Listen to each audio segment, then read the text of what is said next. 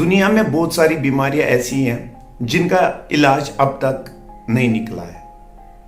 انہی بیماریوں میں سے ایک بیماری ایڈز ہے جس نے بہت سے گھروں کو، جس نے بہت سی فیملیز کو تباہ و برباد کر دیا ہے. آج آپ کو میں ایسی ہی اسی بیماری کے بارے میں بتانے جا رہا ہوں. چونکہ آج 1 دسمبر ہے اور ہر سال 1988 سے اس ڈے کو ورلڈ ایڈز ڈے کے طور پہ منایا جاتا ہے. ایڈز ایک ایسی بیماری ہے، ایک دفعہ ہوئی تو موت جو ہے وہ ہونا ہی ہونا. موت جو ہے وہ آپ کو آئے گی اس کی وجہ سے وقت سے پہلے. آپ کو ایک سٹوری سناتا ہوں، ریئل ایک سٹوری ہے.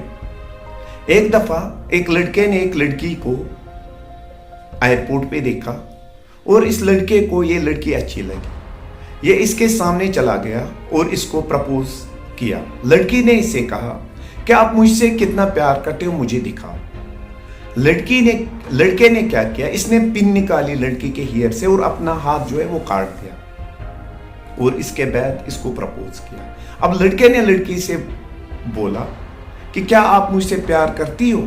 تو لڑکی نے بھی اپنا ہاتھ کاٹ دیا اور اس کے بعد انہوں نے یہ خون آپس میں ملایا، یعنی 2 زخم جو تھے وہ ملائے. اس کے بعد لڑکی نے ایک چٹھی ایک لڑکے کو دے دی اور کہا کہ آپ اسے گھر جا کے کھولنا. لڑکا بڑا خوش تھا. جب یہ گھر پہنچا اس نے جب یہ چٹھی کھولی تو اس پہ لکھا تھا let you welcome to the world of AIDS, یعنی انجانے میں پیار سے ایڈز اس کے جسم میں پھیل گیا. چونکہ ایڈز آپ لوگوں کو پتا ہے کہ ایک ایسی بیماری ہے جو ایک وائرس HIV وائرس سے ہوتی ہے، جس کی وجہ سے T سیلز اور B سیلز ہمارے جسم کے اندر جو ہوتی ہیں ان کو یہ برباد کر دیتی ہے، جس کی وجہ سے ہمیں کوئی بھی بیماری جو ہے وہ اٹیک کر سکتی ہے اور ہم لوگ مر سکتے ہیں. لیکن اگر ہم لوگ یہ دیکھیں یہ جو ایڈز بیماری ہے یہ پھیلتی کیسے ہے آخر؟ آپ سب کو یہ پتا ہے 75% ایڈز کے پیشنٹ جو ہیں یہ سیکچول انٹرکورس کے ذریعے پھیلتے ہیں. یعنی اگر کسی عورت ہے، کسی مرد کو ایڈز ہے تو اس کے ساتھ سیکچول انٹرکورس کرنے کے ساتھ یہ پھیلتا ہے خون کے ذریعے. HIV پیشنٹ کا خون اگر چڑھایا جائے اس کے ذریعے، سرنجز نیڈلز جو ڈرگ ایڈکٹس ایک دوسرے کا استعمال کرتے ہیں اس کے ذریعے. نائی کے پاس اگر کوئی ایڈز پیشنٹ آیا، اس کے بلیڈ کے ساتھ خون ملا، اس نے جو دوسرا انسان ہے جس کو ایڈز نہیں تھا اس کو یہ خون اس بلیڈ کے ذریعے پہنچا، اس کو ایڈز ہو سکتا ہے.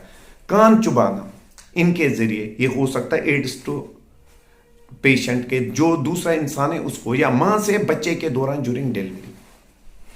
اب ایڈز جو ہے اس سے قدرت نے، نیچر نے پہلے ہی اس کا علاج رکھا ہے. ایڈز از نو ایڈز نو ایڈز. ایڈز کو آپ لوگ جانیں تب آپ لوگ ایڈز سے بچ سکتے ہو. اگر ہم لوگ اس سمے بات کریں انڈیا کی، انڈیا میں اس سمے 2.47 ملین لوگ ایسے ہیں جو ایڈز سے کے شکار ہیں اور 66,000 لاسٹ ایئر ایڈز کے شکار ہوئے تھے. جموں اینڈ کشمیر کے اندر 6,158 پیشنٹس اس سمے ایڈز کے ہیں.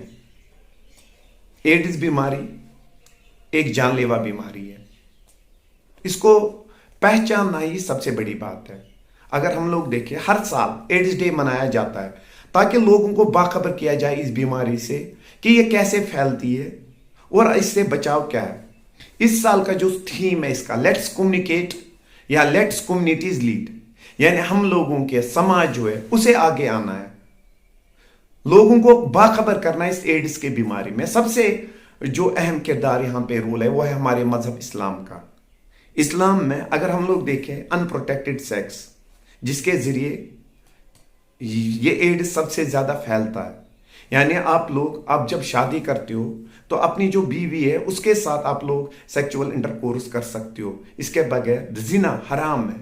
اب زنا جو اب حرام ہے تو یہ زنا ہی ریسپانسبل ہے ایڈز کے لیے 75%.